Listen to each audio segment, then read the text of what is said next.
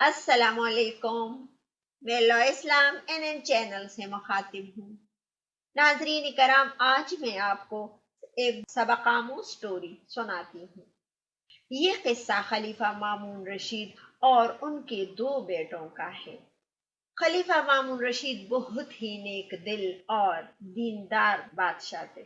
انہوں نے اپنے بیٹوں کو قرآن پاک پڑھانے کے لیے استاد کو رکھا ہوا تھا۔ ایک دن استاد شہزادوں کو پڑھا رہے تھے کہ کسی کام کے لیے اٹھ گئے۔ دونوں شاگردوں نے جلدی سے ان کے آگے جوتے سیدھے کر کے رکھ دیے۔ اس وقت ایک غلام دیکھ رہا تھا۔ اس نے فوراً جا کر مامون رشید کو بتا دیا کہ شہزادوں نے استاد کو جوتے پیش کر دیے ہیں۔ مامون رشید نے دونوں شہزادوں کو اور استاد کو طلب کیا اور استاد سے پوچھا، بتاؤ سب سے زیادہ عزت والا کون ہے؟ ان کے استاد نے جواب دیا، ظاہر ہے امیر المؤمنین کے سوا کون ہو سکتا ہے؟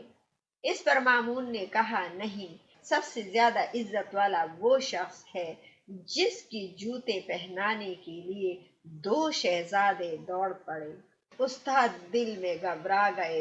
انہوں نے خیال کیا کہ خلیفہ کو یہ بات ناگوار گزری اور شہزادوں کو اس طرح کرتے ہوئے کسی نے دیکھا ہوگا۔ وہ جلدی سے بولے، میں نے انہیں روکنا چاہا تھا لیکن پھر ان کی دل شکنی کے خیال سے رک گیا۔ یہ سن کر مامون نے کہا، اگر آپ انہیں اس خدمت سے منع کرتے تو میں آپ کو ملامت کرتا، آپ کو قصوروار ٹھہراتا، کیونکہ تین موقعوں پر آدمی کا مرتبہ گھٹتا نہیں بلکہ بڑھتا ہے۔ ایک اپنے امیر کے سامنے تواضع کرنے سے، اور دوسرا اپنے والدین کے سامنے عاجزی سے، اور تیسرا استاد کی خدمت اور اس کے سامنے خاکساری برتنے سے۔ پھر استاد کی جان میں جان آئی اور بادشاہ کی اس بات پر بہت خوش ہوئے۔